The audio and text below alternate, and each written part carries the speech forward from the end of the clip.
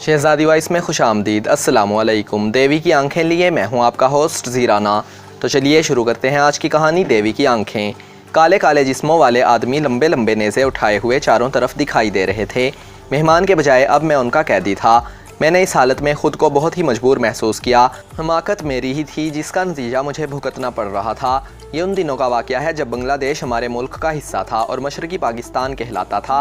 सैर व तफरीह की गर्ज से मैं अपने एक दोस्त इरशाद के साथ वहाँ गया था। एक कैमरा भी हम साथ ले गए थे कि यादगार मुकामात की तस्वीरें खींच सकें। हरे भरे साहिली शहर चाटगाम में हम एक अजीज़ के यहाँ ठहरे हुए थे। वहीं हमें चकमा कबीलों के बारे में पहली बार मालूम हुआ। ये कबीले चाटगाम हिल्स के दामन में फैले हुए थे, बहुत बड़े जंगल में रहते थे। पता चला कि इस जंगल के कई हिस्से हैं। इसके एक हिस्से में ख़तरनाक जानवर पाए जाते हैं। हुकूमत की तरफ से वहाँ नोटिस बोर्ड्स भी लगे हुए थे कि कोई घूमने फिरने वाला इधर ना जाए। कबाइलियों की बस्तियां जंगल के इस हिस्से से दूर थीं और वहां तक जाना मुश्किल भी नहीं था। इनमें ज़्यादातर कबीले मुसलमान थे, इसलिए भी मेरी हिम्मत बंधी। शुरू ही से मुझे सैर व सियाहत का बहुत शौक़ था। हमें बताया गया कि ये कबीले मेहमानों के साथ अच्छा सलूक करते हैं, चाहे मुसलमान हों या हिंदू मज़हब से ताल्लुक़ रखते हों। सारी ज़रूरी मालूमात हासिल करके हम एक जीप के ज़रिए इस इलाके में पहुँच गए। मैं और मेरा दोस्त इरशाद, हम दोनों ही एक कबीले के मेहमान बनकर बहुत खुश थे। हमें इस वक्त ख़बर भी नहीं थी कि हम जल्द ही एक बड़ी मुसीबत में घिर जाएंगे। इरशाद को भी मेरी तरह तस्वीरें खींचने का बहुत शौक़ था। अपने इसी शौक़ की वजह से मैं इस वक्त जानवरों जैसी आवाज़ निकालने वाले और ज़ोर ज़ोर से ढोल बजाकर नाचते हुए स्याह जिस्मों के दरमियान बेबस और हैरान बैठा था। इरशाद मेरे करीब ही बैठा हुआ तिनके से ज़मीन कुरेद रहा था। मुल्ज़िमों की हैसियत से हमारे साथ इसी कबीले के 20 आदमी भी थे। हम सब पर इस कबीले की देवी भवानी की आंखों में जड़े हुए कीमती हीरे चुराने का इल्ज़ाम था। मैं अभी सोच ही रहा था कि अल्लाह जाने मेरा क्या हशर होगा कि दूर से इस कबीले के पुजारी को आते देखा। वो इन काले जिस्मों वाले लोगों से अलग था, हमारी ही दुनिया का आदमी था। उस इलाके में मुझे वही एक उम्मीद की किरण मालूम हुआ। जब हम यहाँ आए थे तो यही पुजारी बड़ी मोहब्बत से मिला था। इसने चाटगाम, ढाका और दूसरे बहुत से शहर देखे थे। वहाँ वही एक ऐसा आदमी था जिसने शहर के रहन सहन की झलक देखी थी, जहाँ लोग साइंसी अंदाज में सोचते और नई इजादात की मदद से काम करते थे। नासिर मियाँ पुजारी ने करीब आकर मुझे मुखातिब किया और मेरे पास ही ज़मीन पर बैठ गया। मैंने बेजारी के साथ पुजारी से पूछा, अब हमारा क्या अंजाम होगा? भवानी देवी की आंखों से हीरे चुराने के इल्ज़ाम में क्या कबीले वालों के साथ साथ हमारे जिस्मों को भी नेज़ों में पिरो दिया जाएगा या सर काट दिया जाएगा? पुजारी ने हंस कर बात काट दी और बोला, नहीं, आज की इस तकरीब का मकसद असल मुजरिम को पकड़ना है। मैंने कहा, असल मुजरिम कैसे पकड़ा जा सकता है? सबूत कहाँ से लाओगे तुम? ना यहाँ पुलिस का अमला है, ना उंगलियों के निशानात देखकर मुजरिम का पता लगाने वाले मौजूद हैं, ना कोई ऐसा गवाह है जिसने किसी को हीरे चुराते देखा हो। पुजारी धीरे से मुस्कुराते हुए कहने लगा, यहाँ पर यह सब नहीं चलता। यहाँ स्याह और सफ़ेद, सच और झूठ को जांचने के तरीके अलग हैं। ज़ाती तौर पर मुझे मालूम है कि तुम और तुम्हारा दोस्त ख्वामख्वाह इस चक्कर में फंस गए हो। करीब ही बैठा हुआ इरशाद गुस्से से बोल उठा, नासिर से मैंने कहा था कि इस मूर्ति की तस्वीर खींचने के लिए ज़्यादा मेहनत की ज़रूरत नहीं। तस्वीर रात को या दिन में किसी वक्त भी खींची जा सकती है। फिर भी ये ज़िद करने लगा कि रात के वक्त ही तस्वीर खींचेंगे, कि रात की चांद की मध्यम मध्यम रोशनी में मूर्ति ज़्यादा पुरअसरार नज़र आएगी। इसे तो ऐसी तस्वीरें जमा करने का जुनून है। रात को कबीले के सरदार की इजाज़त लेकर ये मुझे भी अपने साथ वहाँ ले गया।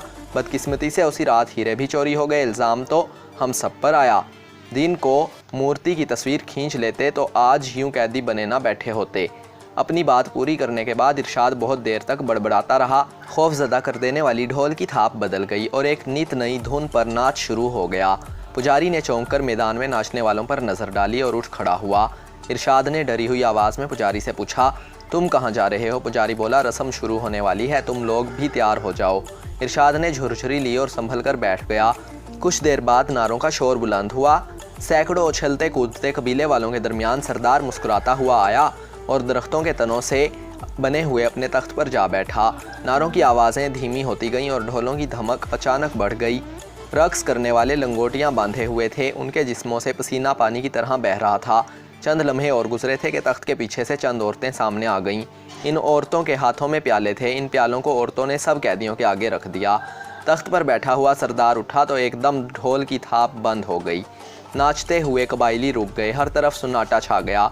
कुछ देर तक सरदार कबायली ज़ुबान में तकरीर करता रहा, जिसके चंद अल्फाज ही मेरी समझ में आए। ये आम बोलचाल के अल्फाज थे जो चंद रोज़ में हर कोई सीख लेता है, मगर इन अल्फाज से मैं सरदार की तकरीर का मतलब नहीं समझ सका। यही हाल इरशाद का था। उसने मुझसे पूछा, ये क्या कह रहा है? मैं उसे छेड़ने के लिए बोला, मेरा ख्याल है इसे तुम पर शुबा है कि हीरों की चोरी में तुम्हारा हाथ है। ये सुनते ही इरशाद का चेहरा गुस्से से सुर्ख हो गया। उसने कहा, नासिर, मुझसे इस तरह का मजाक करने की ज़रूरत नहीं। मैंने वो हीरे नहीं चुराए। किसी ने तुम्हारी बात सुन ली तो अभी मेरी गर्दन उड़ा दी जाएगी। मैं बोला, तुम तो बुरा मान गए। मैं तो हंस बोलकर अपना और तुम्हारा खौफ कम कर रहा हूँ। इस लम्हे सरदार की तकरीर ख़त्म होने पर पुजारी तख्त के नीचे खड़ा होकर बोलने लगा, कबीले के मोहतरम सरदार ने अभी जो तकरीर की है अपने मेहमान दोस्तों के लिए, मैं उसकी तर्जुमानी पेश कर रहा हूँ। कल रात किसी ने इस कबीले की देवी भवानी की आंखों में जड़े हुए हीरे चुरा लिए हैं। ये बड़ी शर्म की बात है। मूर्ति के वो हीरे इस बस्ती की इज्जत हैं। कबीले वालों को इन 22 आदमियों पर शक है, जिनमें बाहर से यहाँ आने वाले 2 मेहमान भी शामिल हैं। बस्ती के 20 आदमी कल रात इबादत के लिए मूर्ति की तरफ गए थे। दोनों मेहमान तस्वीरें खींचने के लिए रात वहाँ पहुँचे थे। सबको मालूम है कि जंगल के इस हिस्से के दरख्त काट दिए गए हैं और इसे इबादत गाह का दर्जा हासिल है। निशानी की खातिर वहाँ एक दीवार बना दी गई है जिसमें दरवाज़ा है। इस दरवाज़े से गुज़र कर इबादत करने वाले मूर्ति तक पहुँचते हैं। इन 22 आदमियों में से हर एक ने इबादत गाह में कुछ अलग अलग वक्त गुजारा है। इस कबीले से ताल्लुक़ रखने वाले अलग अलग वक्त में इबादत करने गए थे। दोनों मेहमान भी बारी बारी इस इबादत गाह में अकेले रहे थे, क्योंकि ये मूर्ति की तस्वीरें लेना चाहते थे। ऐसी सूरत में पूरे कबीले को इन 22 आदमियों पर शक है, क्योंकि रात 12 बजे इबादत गाह में दाखिल होने का दरवाज़ा बंद कर दिया गया था।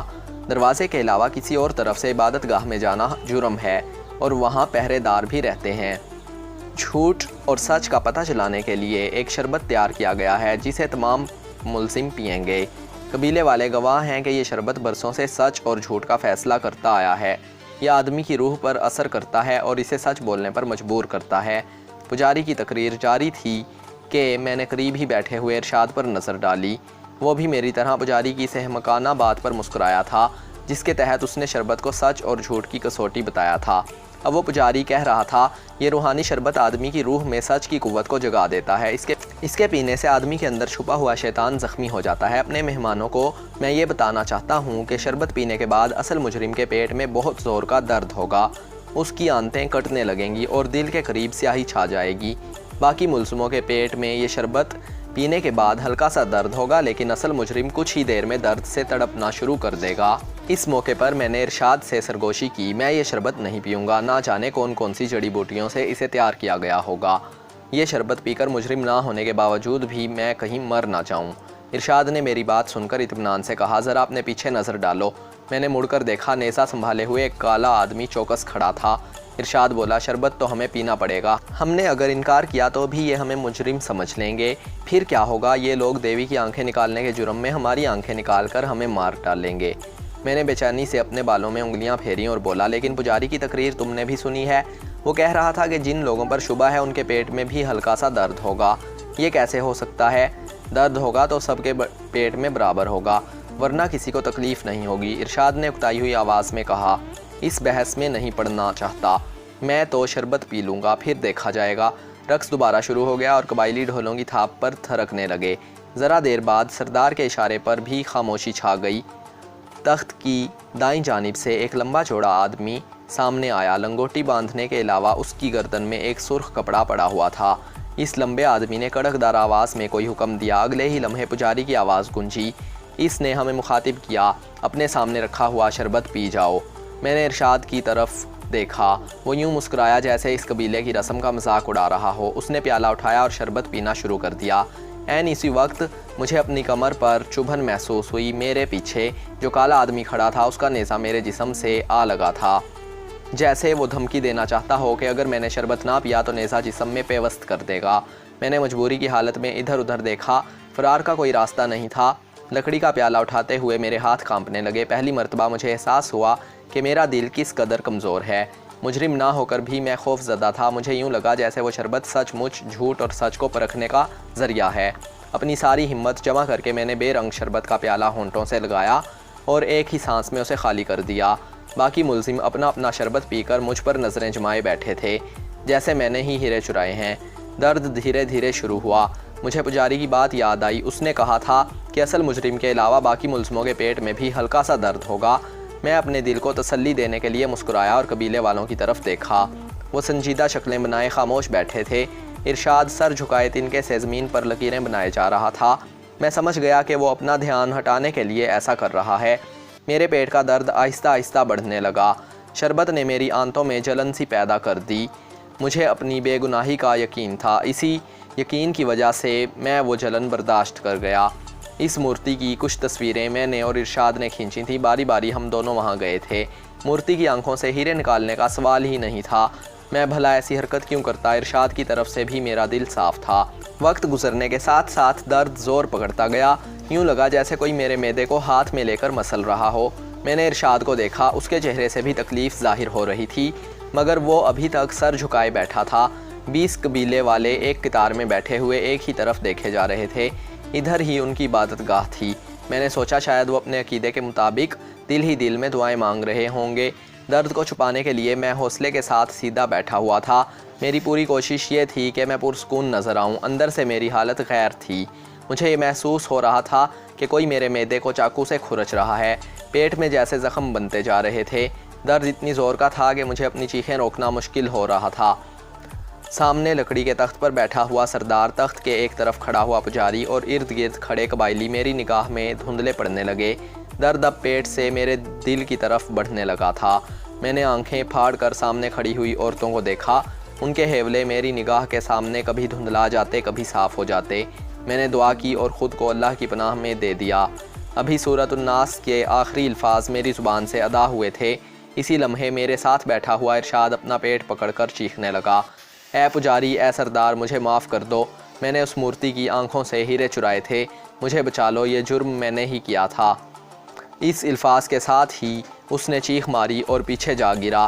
اگلے لمحے قبیلے کی عورتوں کو میں نے قیدیوں کی طرف لپکتے ہوئے دیکھا۔ ان کے ہاتھوں میں پیالے تھے، ان پیالوں میں کوئی اور شربت تھا۔ درد کی وجہ سے میں بے ہوش ہوا جا رہا تھا، لیکن ارشاد کا انجام دیکھنے کے لیے کسی طرح خود کو سنبھال لیا۔ ایک عورت ارشاد کو دوسرا شربت پلا رہی تھی۔ دوسری عورت نے ایک ہاتھ سے میرے بالوں کو پکڑا اور دوسرے ہاتھ سے شربت کا پیالہ میرے ہونٹوں سے لگا دیا۔ شربت کا رنگ سرخ تھا، اس میں روح افزا جیسی خوشبو، مٹھاس اور ٹھنڈک تھی۔ مجھے یہ شربت پی کر بڑی تسکین محسوس ہوئی۔ ٹھنڈک اور سکون کا احساس میرے پورے جسم میں پھیلنے لگا۔ ایسا جادو اثر شربت میں نے پہلے کبھی نہیں پیا تھا۔ چند لمحوں میں درد غائب ہو گیا۔ وہ مہربان عورت سیدھی کھڑی ہو گئی اور پیالہ لے کر دوسری عورتوں کی طرف چل دی۔ یہ اسی دن کی بات ہے کہ پجاری نے میرے کندھے پر محبت سے ہاتھ رکھ کر کہا، میں نے قبیلے کے سردار سے تمہارے دوست کو معافی دینے کے لیے بات کر لی ہے۔ تمہارے دوست نے جنگل میں جہاں وہ ہیرے چھپائے تھے وہ وہاں سے نکال کر واپس کر دیے ہیں اور معافی مانگ لی ہے۔ تم دونوں آج ہی یہاں سے نکل جاؤ۔ میں بولا، مجھے بڑی حیرت ہے کہ اس شربت کے ذریعے سے سچ اور جھوٹ کا پتہ کیسے چل گیا۔